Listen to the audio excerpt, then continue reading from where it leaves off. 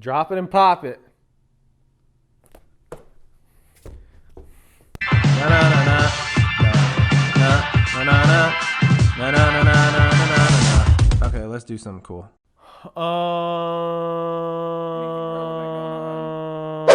Hey guys, before we get started in the video, I want you to hit subscribe, follow.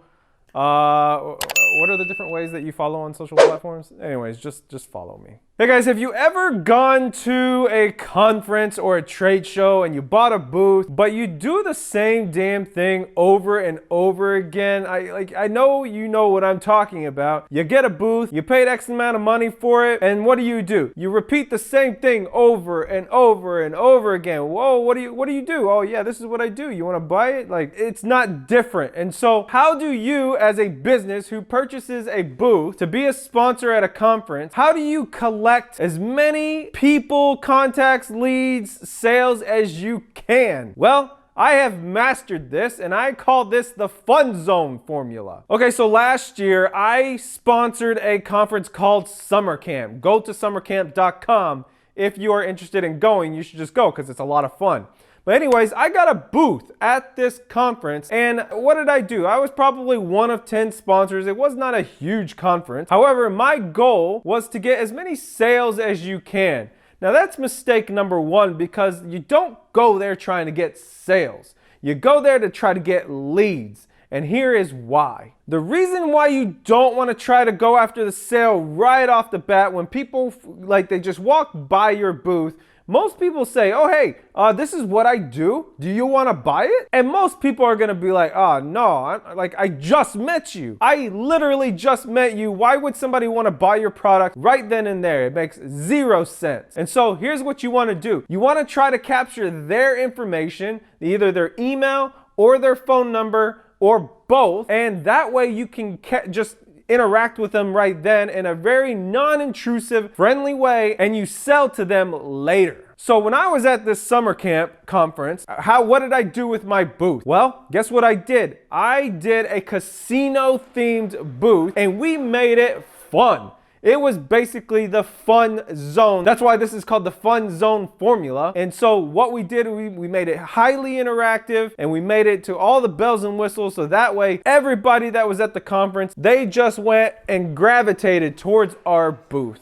The reason why this is important is because, if you purchase a trade show booth or a booth at a conference, you know that every single person there is pretty much qualified. They fit in your target audience. And so there's no reason to have that full conversation with somebody that walks by and try to pre-qualify them, because if you bought a booth there, then that means that they are pre-qualified. They fit your target audience. They fit the demographic that you are looking for. So why would you spend 10, 15 minutes talking to an individual person when it's already pre-qualified? So what do you need to do? You straight up have one goal at a conference, and that is to get their information, an email or phone number or both. That's it. No sales, no promo. That's all you do. So with the Fun Zone formula, I applied it to my business whenever I was a sponsor at the summer camp conference, and guess what happened? I got 60% of the emails and phone numbers of all of the attendees of that conference, which is an insane amount of information. And I did this with zero sales pitches. So now I'm gonna get into the meat of it and give you the parts of the Fun Zone formula. There are 4 parts to this formula, and part number 1 is you gotta pick a theme to your booth. What does everybody usually do? If you go to a conference or trade show, what do you see? All you see is your typical banner type bullshit where it just has their logo on it and it's like some salesy taglines, and that's it. Like, pretty boring stuff. So step number 1, pick a theme. What we did, we picked a casino theme. That's fun, that's interactive, and that's what you want to do, is pick a theme that you know will attract people to your booth.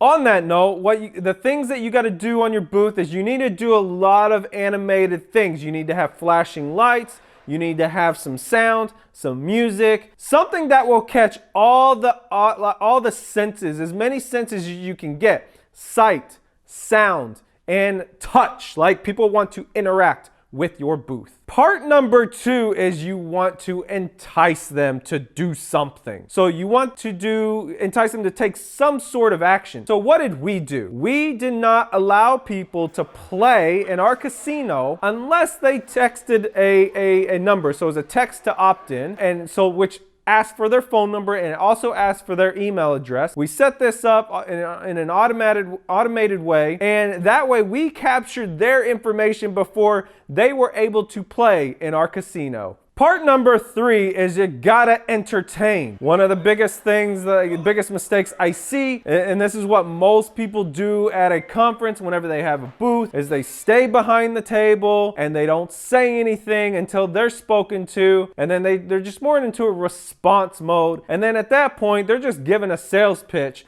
about, oh, our company does this and blah, blah, blah, blah, blah. Like, that's boring. Don't do that. Like, make your booth entertaining. So like we had a casino booth. So we had these big jumbo yellow dice that if anybody saw from across the room, you could see it. It's flashy, like we had it. And like we had a mat on the floor that resembled like a craps table. And so we let people roll and we let people play the game of craps. And it was super entertaining and super flashy, super fun. And we gave away prizes. So no sales pitches. We gave away all kinds of swag. We even gave away cash just to come and play at our booth. And you know why that's brilliant? Because we captured their information in exchange for giving away swag or cash, so that way we can sell to them later. Point number 4, and I've already mentioned it, we're gonna bring this home, is the rule of you gotta pay to play. So in order for people to come into your booth and to take some swag or to interact with your booth in an entertaining way, if you set it up the right way, they gotta pay to play, which means